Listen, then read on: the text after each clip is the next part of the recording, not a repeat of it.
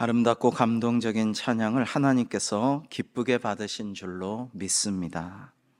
사랑하는 성도 여러분, 하나님의 은혜와 예비하신 복이 그리고 주님의 평화가 우리 가운데 충만하기를 주님의 이름으로 축복합니다.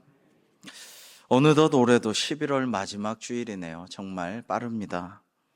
성도 여러분, 올해도 얼마나 고생이 많으셨고 또 수고가 많으셨습니까? 때로는 세상이 전혀 위로할 수 없는 그런 문제들이 있죠. 사람의 위로를 거절할 만한 그런 일도 있습니다.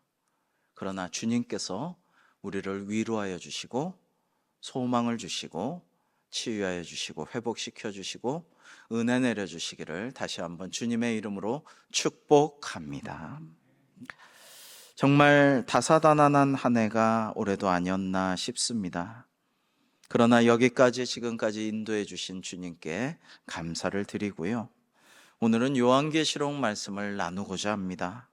오늘 본문 1장 1절에서 3절은 요한계시록의 매우 중요한 특징들을 스케치처럼 이렇게 담고 있어요. 그래서 오늘 본문을 제대로 이해한다면 이후에 펼쳐질 요한계시록 전체를 잘 이해할 수가 있을 것입니다. 오늘 계시록의 1장 1절은 이렇게 시작이 됩니다. 예수 그리스도의 계시라. 이 첫 구절의 계시라는 말을 따라서 요한계시록은 성서 헬라어로 아포칼립스라고 하는데요. 이것은 이 뚜껑이 이렇게 닫혀져 있으면 안에 것이 보이지 않죠. 뭐가 있는지 모르죠. 근데 이 감춰져 있는 뚜껑을 열다, 덮개를 열어서 감춰진 것을 보여준다라는 뜻입니다. 그래서 이 계시를 묵시라고도 합니다. 묵시 문학이죠. 감춰져 있는 것, 그것을 드러내 보여주는 기록이다라는 뜻입니다. 자, 그럼 무엇을 감춰져 있는 것을 드러내 보여준다는 것일까요? 신약의 제일 마지막 권인 요한계시록의 주인공은 바로 예수 그리스도이십니다. 이 계시를 처음 발신한 발신자는 하나님이시고요. 그것을 예수 그리스도께 성자 예수님께 말씀해 주신 것이고요. 그리고 이 계시록의 내용의 가장 주제와 핵심은 주 내용은 예수님에 대한 것이다라는 것입니다. 당시 큰 고난과 박해 가운데 있던 성도들에게 구름을 타고 영광스럽게 다시 오실 주님, 알파와 오메가 처음과 나중 되시고 창조주이신 동시에 심판자가 되시는 바로 예수 그리스도 우리 주님에 대한 신비를 보여주시는 책이 바로 요한계시록입니다. 이 요한계시록은 도미티아누스 황제 시절인 주후 95년경에 사도 요한이 박해를 받아 반모섬에 귀양 갔을 때 하나님의 계시를 받아서 기록한 책이죠. 오늘날 터키 서부에 해당하는 소아시아에 있는 7교회에 전한 편지이기도 합니다. 이어지는 말씀에 이는 하나님이 그에게 주사 반드시 속히 일어날 일들을 그 종들에게 보이시려고 그의 천사를 그 종 요한에게 보내어 알게 하신 것이라고 말씀합니다. 자, 하나님께서 최초의 발신자가 되시는데 하나님의 뜻을, 하나님의 말씀을 예수 그리스도께 주신 것이고요. 이것을 천사가 메신저가 되어서 사도 요한에게 주신 것을 사도 요한이 7교회의 편지에서 알게 한 것입니다. 한번 이렇게 보시면요. 하나님께서 예수님께 주시고 예수님이 천사에게 시켜가지고 그것을 사도 요한이 알게 전하고 사도 요한이 편지를 써서 목회서신으로서 편지를 써서 7교회에 전하게 된 것입니다. 여러분, 이 카톨릭은요, 이렇게 가면요, 성자나 성인들을 숭배하는 경우가 참 많습니다. 1000명이 넘는 성인들을 지금 숭배를 하고 있죠. 그리고 이렇게 성지순례 해외 가보면 그 성인들의 뼈, 유물 뭐 이런 것들을 수도 없이 거기 전시해 놓고 거기다 걷다 대고 거기 꿇어 앉아서 주로 기도를 많이 합니다. 예물도 거기다 많이 바치고요. 이것은 잘못되어 있습니다. 묵시록, 다니엘서와 같이 구약의, 신약의 요한계시록과 같은 묵시서에 보면 천사들이 꼭 나오죠. 가브리엘이나 많은 천사들이 나와가지고 이제 대천사 미가엘이나 하나님의 뜻을 전하고 하지만 천사들은 그저 메신저에 불과합니다. 그냥 하나님의 뜻을 그대로 전하는 거예요. 있는 그대로 전하는 거예요. 천사가 내용을 말씀드리고 예언하고 이런 게 아닙니다. 단순 전달자에 불과해요. 중요한 것은 하나님의 뜻이고 오늘 계시록의 주인공은 본문의 가장 핵심은 예수님이시다. 예수 그리스도께서 주인공이시다. 우리는 그것을 확실하게 알 필요가 있습니다. 이렇게 사도 요한이 본 계시, 알게 된 계시는 반드시 속히 일어날 일들인데 하나님의 말씀이고 예수 그리스도의 증거요. 요한은 이것을 그대로 충실히 전한 것입니다. 2절 말씀이 그렇게 돼 있죠. 요한은 하나님의 말씀과 예수 그리스도의 증거 곧 자기가 본 것을 다 증언하였느니라 라고 말입니다.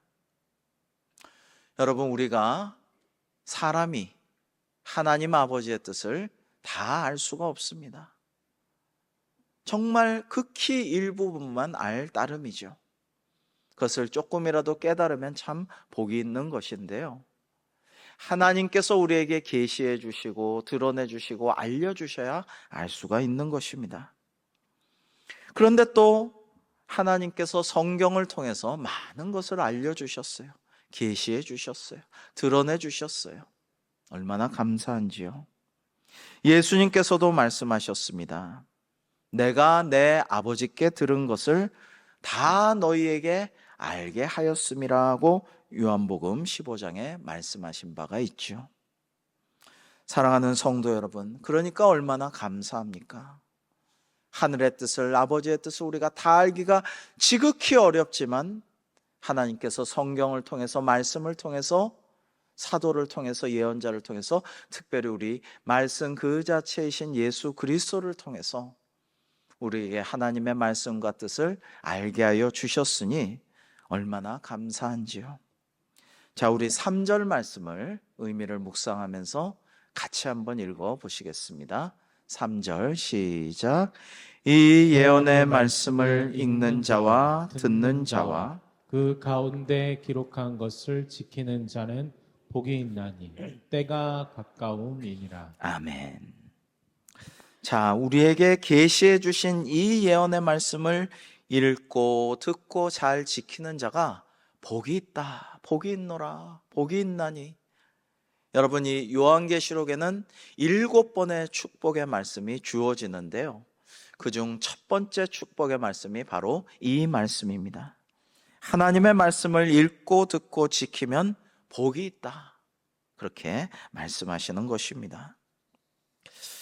여러분, 이 예언의 말씀이라는 것은 가깝게는 바로 이 요한계시록이지만 더 멀리 더 넓게 해석하면 하나님의 말씀, 성경 전체를 의미한다고 볼 수도 있습니다.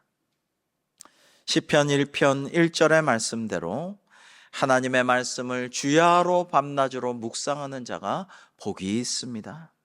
그러므로 우리도 오늘 말씀처럼 하나님의 말씀을, 계시의 말씀을, 예언의 말씀을, 성경 말씀을 잘 읽고 잘 듣고 잘 지키면 우리에게 하늘의 복이 임할 줄로 믿습니다.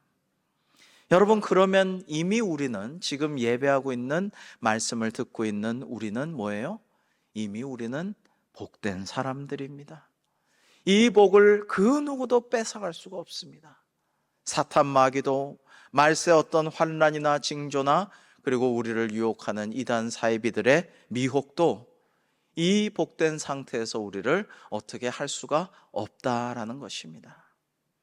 증도에서, 신안 그 목포, 군산 수많은 곳에서, 또 세계적으로도 교회사의 수많은 역사에서 박해받고 핍박받다가 순교한 분들이 마지막까지 하나님의 말씀으로 기도하고 주님을 닮은 스데반 집사를, 순교자를 닮은 말씀으로 기도하면서 말씀을 되뇌이면서 찬송하면서 순교한 것들을 보았습니다.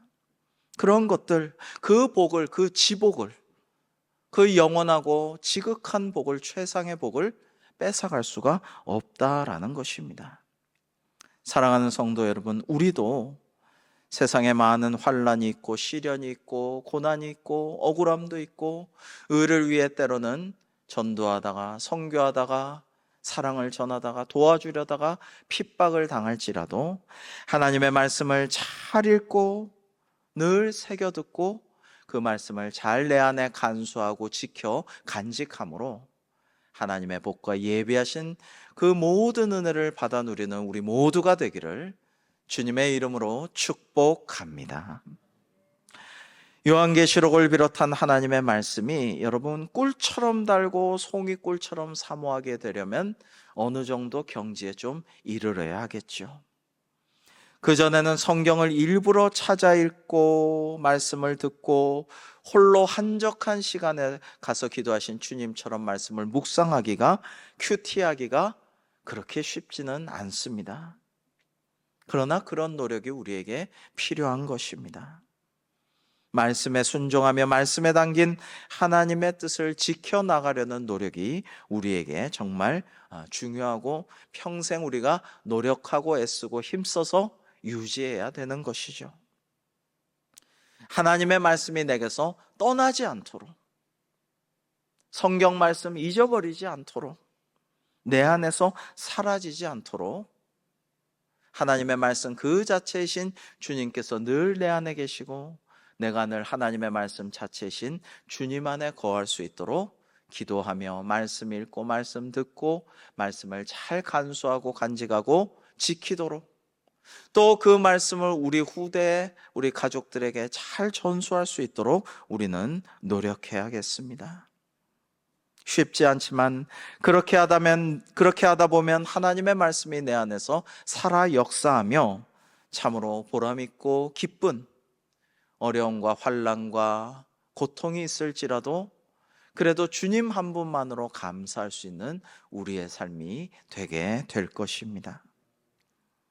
유명한 소설 빙점을 쓴 기독교 작가 일본의 미우라 야코가 이렇게 회고록에 쓴 적이 있는데요. 내가 17살 무렵 국어 선생님이 우리 학생들에게 물었다. 만약 망망한 바다의 외딴 섬에 책 한 권만 가져간다면 뭘 가져가겠니? 아이들은 좋아하는 소설, 만화책, 온갖 거를 얘기하다가 성경 아니면 백과사전이요 라고 했다. 선생님은 웃으시면서 그래, 성경 아니면 백과사전을 가져가야 맞겠지. 그 중에 뭘 가져갈래? 근데 그때 답이 뭐였는지는 기억이 안 난다. 여학교를 졸업할 때 나는 친구와 선생님 댁을 방문하여 선생님께 질문했다. 선생님, 인생이란 건 대체 뭔가요? 선생님은 난 결혼해서 아내와 아이가 있지만 그리고 선생으로서 인생이 뭔가 가끔 생각하고 묵상하지만 진짜 그게 뭔지는 죽을 때까지 고민해도 모를 것 같구나라고 정직하게 솔직하게 대답해 주셔서 감동이 되었다. 그 뒤 나는 폐결핵을 앓아 13년간 요양생활을 했다. 요양생활은 나 자신과의 고독한 싸움이었다. 그야말로 망망대해 외딴 섬 같은 삶이었다. 나는 인생의 외딴 섬에서 백과사전 대신 성경을 선택했다. 사전은 지식을 늘려줄지 모르지만 살아가는 힘도, 하나님을 찾는 겸손도, 사람을 사랑하는 법도, 그리고 죄를 씻을 수 있는 능력도 없다. 성경만이 외딴 섬 같은 인생에 유일하게 해답을 주는 책이다. 내게 성경은 외딴 섬에 있는 단 하나의 책이다라고 말했습니다. 사랑하는 성도 여러분, 더 북이라고 합니다. 이 바이블이란 원래 북이라는 뜻입니다. 책이라는 뜻인데요. 성경은 단 하나의 그 책, 정관사 더 붙여서 더 북 대문자로 바로 우리에게 하나의 책이라는 말씀인데요. 하나님의 말씀 성경책을 늘 읽고 그 말씀이 해석된 설교 말씀 듣고 그 말씀대로 지켜 살아감으로 하나님의 놀라우신 은혜와 세상이 어떻게 할 수 없는 승리를 맛보는 우리들의 인생 되기를 주님의 이름으로 축복합니다. 이 예언의 말씀을 읽는 자와 듣는 자와 지키는 자가 복이 있다 하셨는데요. 여기서 본문에 읽는 자는 단수로 듣는 자와 지키는 자는 복수로 표기가 되어 있습니다. 읽는 자는 예배 인도자, 듣는 자와 지키는 자는 회중이란 뜻이겠죠. 당시의 예배는 어떻게 되어 있냐면 이제 사도들이 이렇게 편지를 쓴 것을 하나님의 말씀으로 받고 예배 순간에 이제 봉독자가 말씀의 두루마리를 낭독하면 회중이 그것을 듣고 아멘으로 화답하면서 예배를 드렸습니다. 당시 편지는 두루마리로 된 스크롤 형태로 기록되어 교회에 전해졌는데요. 요한계시록도 그와 같은 두루마리에 쓰여져서 전달된 편지였죠. 그런데 당시의 두루마리로 쓴 편지는요, 요즘 편지글하고는 사뭇 달랐습니다. 대문자 헬라어로 기록되어서 띄어쓰기, 마침표, 따옴표 이런 쉼표 같은 구두점이 전혀 없었습니다. 그래서 이 기록된 내용을 정확한 띄어쓰기와 문맥을 고려하여서 두루마리가 엉키지 않도록 잘 정리하면서 청중들이 명확히 알 수 있도록 잘 전하는 것이 성경 봉독자의 임무였습니다. 예를 들어서 그 편지가 구두점이 없으므로 아버지 가방에 들어가신다 이렇게 써져 있다면 이 문맥에 맞게 저자의 의도에 맞춰서 낭독자가 아버지가 방에 들어가신다로 잘 읽어 주어야 했죠. 자, 그런데 중요한 것은 인도자나 회중할 것 없이 하나님께서는 예수 그리스도께 주신, 그리고 예수님이 주제이고 주인공이신 요한계시록의 이 말씀을 모든 회중 성도들이 다 알고 깨닫고 이 말씀대로 지키기를 원하셨다라는 것입니다. 이것이 중요합니다. 자, 이 말씀을 읽고 듣고 지키는 자가 복이 있다고 하셨는데 그 이유가 무엇이냐? 그것이 오늘 마지막에 있습니다. 그것은 때가 가까움이라. 때가 가깝기 때문입니다. 이 때는 무슨 때입니까? 종말의 때, 심판의 때, 주님 다시 오실 때. 그러므로 믿는 자는 오히려 승리하고 위로받고 치유받고 회복되고 구원을 얻는 그 때라는 말씀이죠. 올해도 많은 어려움들과 위기들이 있었습니다. 우리나라나 한반도 전 지구적으로 여러 가지 위기가 있었고 전쟁의 소문 역시 끊이지 않았습니다. 여러분, 우리나라는 특히 500년 만에 폭우가 쏟아졌고 이어진 폭염과 열대야로 기억하십니까? 추석 때도 35도의 이상 기온이었습니다. 그 주 원인은 한반도 주변 바다들이 해수온이 급상승했기 때문인데요. 다른 세계의 바다보다 한반도 주변 바다가 급상승해서 여러분 30년 전보다 2.4도가 올라서 올해 한반도 수온은 27.7도였습니다. 거의 30도 가까운 뜨거운 바다 때문에 여러분 수많은 물고기들이 그만 뜨거워서 죽어 떠오르는 그런 일이 올해 많이 일어났었습니다. 전쟁과 고물가와 여러 가지 어려움들이 겹쳐 지금 모두들 큰 어려움 속에 있죠. 내년에도 어려움이 많을 거란 예상을 하고 있습니다. 이것들이 다 그 원인이 하나님께서 복을 주시지 않으셔서가 아니라 우리의 죄와 허물 때문인데 회개하지 않고 내년에 정말 더 큰 위기가 올 것 같아서 많은 걱정들을 하게 됩니다. 특별히 기후위기가 정말 많은 우려가 되는 상황이죠. 그런 가운데 핵위협이 한반도를 덮고 있습니다. 냉전 시대도 아닌데 핵위협이 전 세계와 또 우리나라에 암울하게 드리워 있는데요. 예전에 일본의 나가사키와 히로시마에 떨어진 원자폭탄들은 두 도시의 모든 것을 가리지 않고 모든 생명체와 모든 자연환경을 멸절하고 파괴했습니다.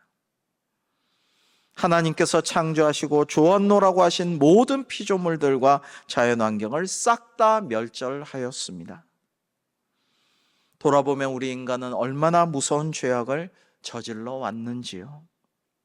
얼마 전에 종종 있는 일입니다만은 해외 토픽 뉴스에 보니까 쓰레기가 너무 쌓여서 거대한 섬을 이뤘다. 바위 섬을 이뤘다. 이 섬이 이렇게 생긴 못 보던 섬이 있어 하고 사람들이 가보니까 플라스틱이 너무 쌓이고 그게 이제 뭉쳐져 갖고 바위 섬처럼 돼버린 거예요. 정말 무서운 일이 아닐 수가 없습니다. 분명 우리 그리스도인들이 전보다 더 간절하게 회개하고 기도해야 하는데 주님 말씀 따라 살면 되는데 그렇지 못하고 있는 것이 현실입니다. 그런데 이처럼 우리를 사랑하시고 오래 참고 노하기를 더디하며 우리가 구원받기를, 세상이 멸망치 않고 예수 그리스도를 믿어 구원받기를 바라는 하나님의 뜻을 이용하여서 이단들은 일찍부터 요한계시록을 이용해서 자기들의 유익을 고취하고 많은 사람들을 유혹하고 미혹해 왔습니다. 아까 요한계시록이 주후 95년에 쓰여졌다라고 말씀드렸는데요. 주후 150년부터 한 170년경까지 요한계시록을 가지고 수많은 사람들을 미혹하는 몬타누스파라는 이단이 창궐했었습니다. 교회사에서 대단히 유명한 이단인데요. 성령운동과 열광적인 은사운동을 강조하면서 소아시아를 무대로, 바로 요한계시록의 7교회 소아시아라고 하죠. 그곳을 무대로 수많은 사람들을 끌어들였던, 교회 성도들을 미혹해서 데려왔던 오늘날의 신천지와 같은 몬타누스 이단이 있었습니다. 이들은 요한계시록을 중심으로 해서 새로운 예언을 선포한다면서 소아시아 여러 교회들과 지역들을 순회하며 성도들을 미혹했는데요. 몬타누스를 따르던 두 소위 예언자들이 있었습니다. 두 여자 예언자들이 주로 예언을 했는데 브리스길라와 막시밀라라는 두 예언자는 보혜사의 영, 성령이 자신에게만 머물고 새로운 계시를 준다고, 이제 자신들 된 더 이상 예언이 없고 곧 이제 종말이 있을 것이라고 강력하게 선포했습니다.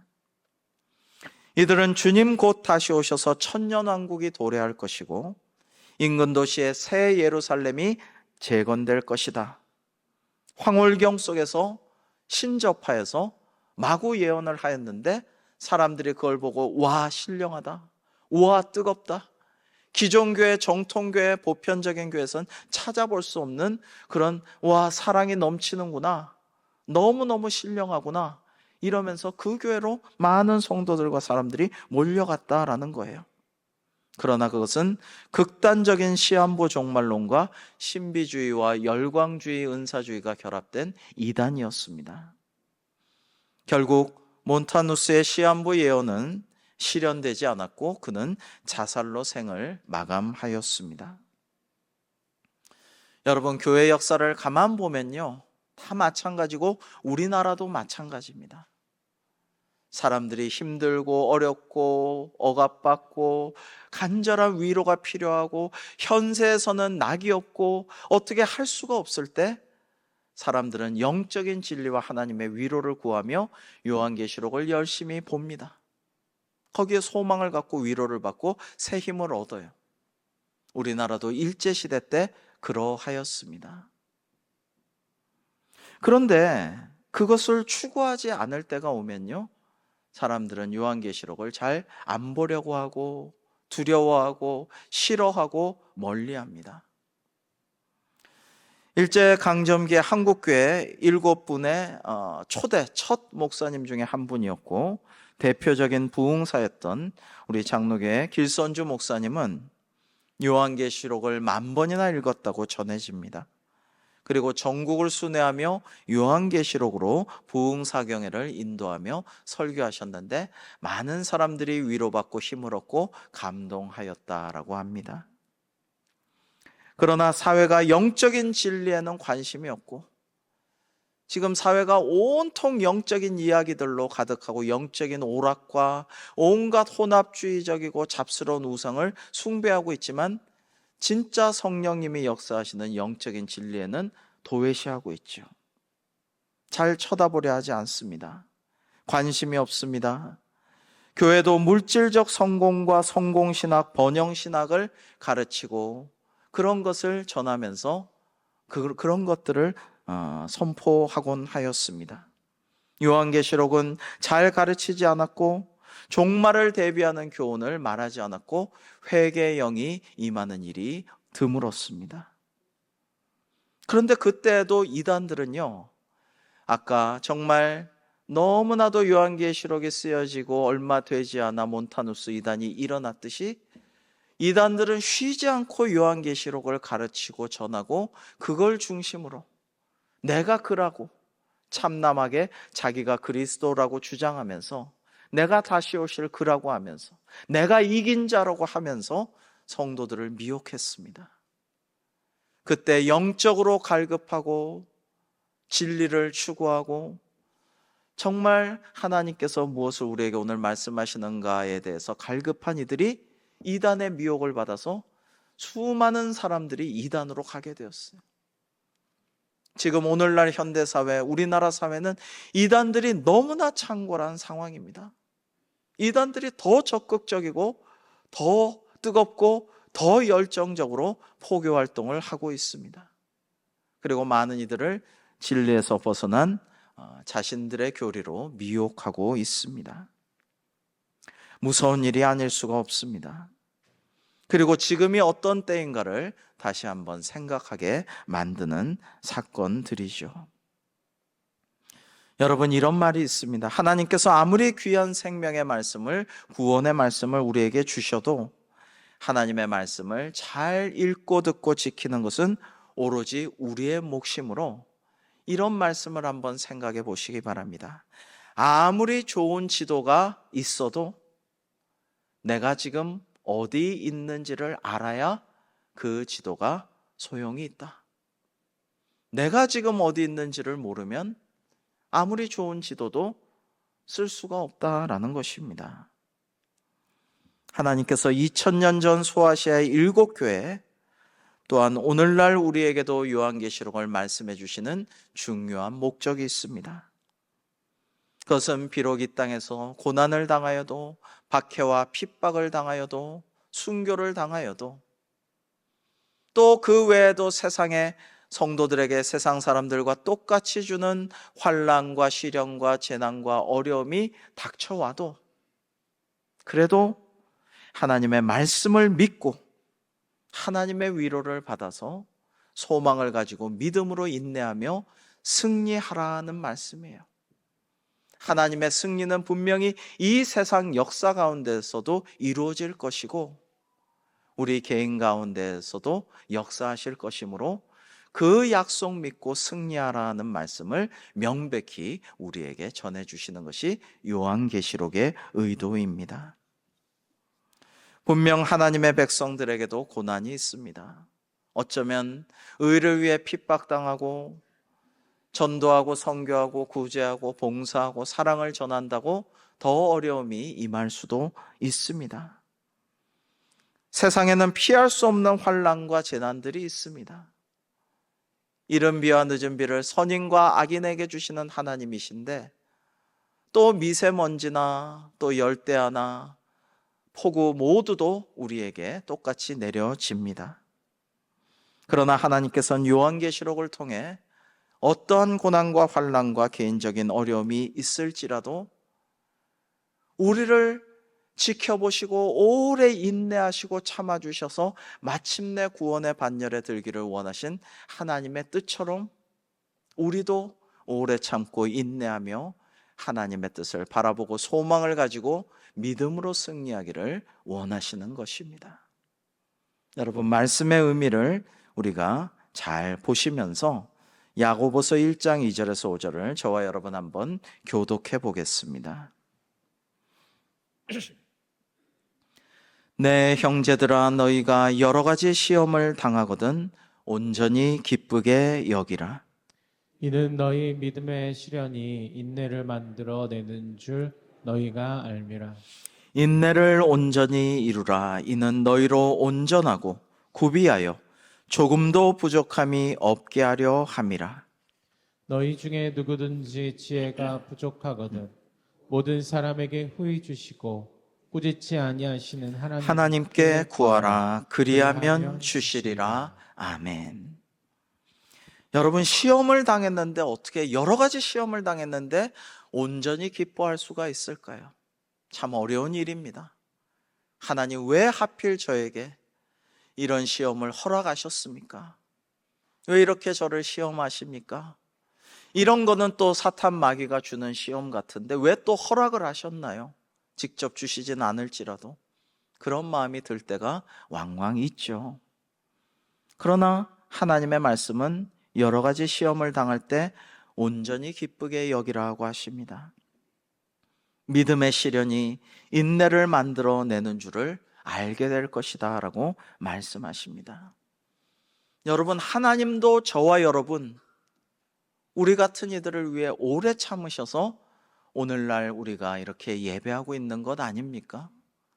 참으로 어떻게 할 수 없는 죄인이고 참남한 생각을 하고 교회를 멀리하고 하나님을 떠났던 적이 있었던 우리를 하나님이 오래 참고 잠잠히 기다려주시고 지켜봐 주시고 인내하셔서 오늘날 이렇게 복된 예배의 자리에서 우리가 함께 예배하고 있는 것 아니겠습니까? 여러분, 세상 사람들에게도 마찬가지가 아니겠습니까? 그러니까 우리도 하나님을 따라서 오래 참고 인내하여서 여러분이 미련의 믿음의 시련을 통해서 하나님께서 얼마나 우리를 위해 참으셨는지를, 얼마나 우리를 사랑하사 기다려 주셨는지를 알게 되면요, 그것이 우리에게 은혜가 되는 것이죠. 그리고 우리에게 시련과 환난과 고통이 없으면, 정말 간절한 기도 제목이 없으면 하나님을 잘 구하지 않게 돼요. 기도하지 않게 되고요, 예배 자리를 멀리하고 놀러 다니게 됩니다. 정말 하나님을 구하고 하나님의 말씀을 구하고 하나님께 기도하고 간구할 수 있도록 주님께서 인도하시는 것이 복이에요. 때로는 고난당한 것이 내게 하나님의 복이구나 라는 것을 우리가 깨닫게 되는 것입니다. 그리고 하나님께 구하라 그리하면 주시리라 하셨어요. 그러므로 우리가 구하지 않을 이유가 없는 것입니다. 사랑하는 성도 여러분, 힘들고 어렵고 때로는 낙심이 되어도 끝까지 주님을 신뢰하며 우리를 오래 참으신 주님을 본받아 우리도 오래 참고 인내합시다. 우리 삶의 해답은, 미래를 대비하는 길은 세상이나 다른 사람들에게서 주어지지 않습니다. 찾을 수 없습니다. 그것은 다 성경에 계시하신 예언과 묵시의 말씀 속에 하나님의 말씀에 있음을 기억합시다. 그리하여 말씀을 읽고 듣고 지키는 자가 복이 있노라고 하신 하나님의 말씀대로 우리도 그렇게 하여서 하나님께서 우리에게 주실 생명의 면류관과 예비하신 하늘의 상급을 받아 누리는 우리 대광교회 되기를 주님의 이름으로 축복합니다. 기도하겠습니다. 하나님 아버지, 오늘 주신 말씀을 기억하며 하나님의 말씀을 힘써 읽고 잘 듣고 잘 간수하고 간직하고 지키는 자, 전수하는 자가 되어 그런 자가 복이 있나니라고 하신 말씀대로 하늘의 복을 받는 저희들 다 되게 하여 주시옵소서. 예수님의 이름으로 기도하옵나이다. 아멘.